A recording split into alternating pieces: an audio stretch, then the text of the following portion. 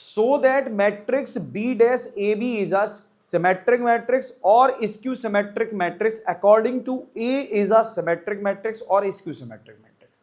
कहने का मतलब अगर A सिमेट्रिक मैट्रिक्स है, A अगर अपने ही ट्रांसपोज के इक्वल है, तो प्रूव करना है कि B डैश AB भी अपने ही ट्रांसपोज के इक्वल होगा। कहने का मतलब B डैश AB इज का होल डैश, ठीक है, इसका होल डैश, ठीक है।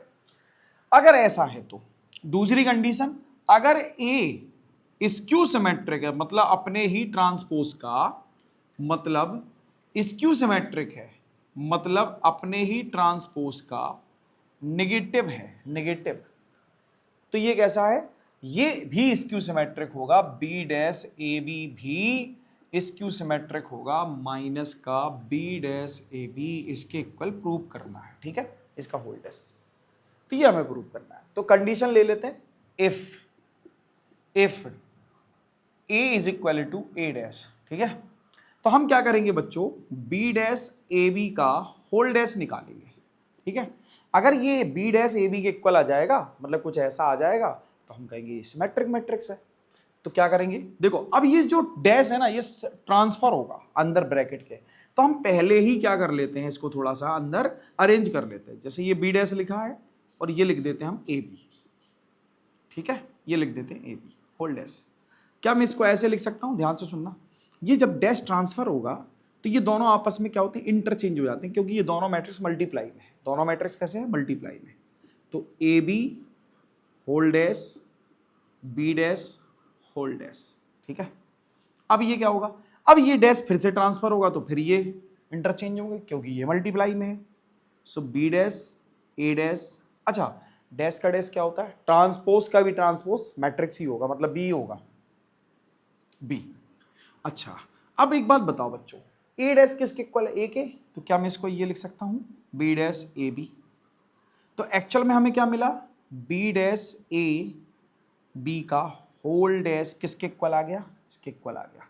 कहने का मतलब मैट्रिक्स ये अपने ट्रांसपोज के ही इक्वल है। इसका मतलब ये कैसा मैट्रिक्स है, सिमेट्रिक मैट्रिक्स। कैसा मैट्रिक्स है, सिमेट्रिक मैट्रिक्स।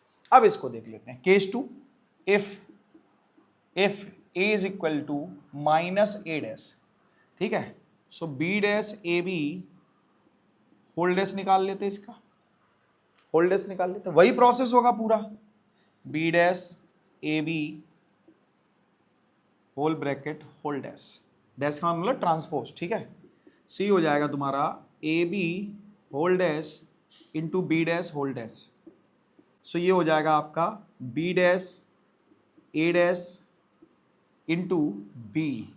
अब बच्चों एक बात बताओ, ए डैश किसके इक्वल है, माइनस ए के इक्वल है। तो क्या मैं माइनस बाहर लिख दूं और इसको ए लिख दूं, और ये हो गया बी।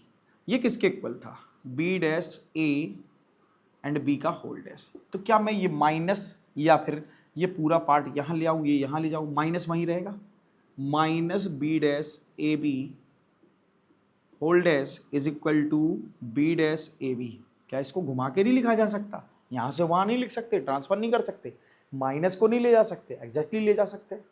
सो ये देखो, ये वाला मैट्रिक्स कैसा होगा, स्क्यू सिमेट्रिक, अपने ही ट्रांसपोज के नेगेटिव के इक्वल है। तो ये कैसा मैट्रिक्स है, skew symmetric. Hence B dash A B is a skew symmetric matrix if A is skew symmetric, it is a symmetric matrix if A is symmetric matrix. तो ये prove हो गया बच्चों। अगर आपको ये क्वेश्चन क्लियर हो गया, समझ में आ गया, तो वीडियो को लाइक करें, चैनल को सब्सक्राइब करें, साथ ही साथ बेल आइकन को दबाना बिल्कुल ना भूलें, ताकि बच्चों आपको ऐसे ही क्वेश्चन डेली मिलते रहे। Thank you.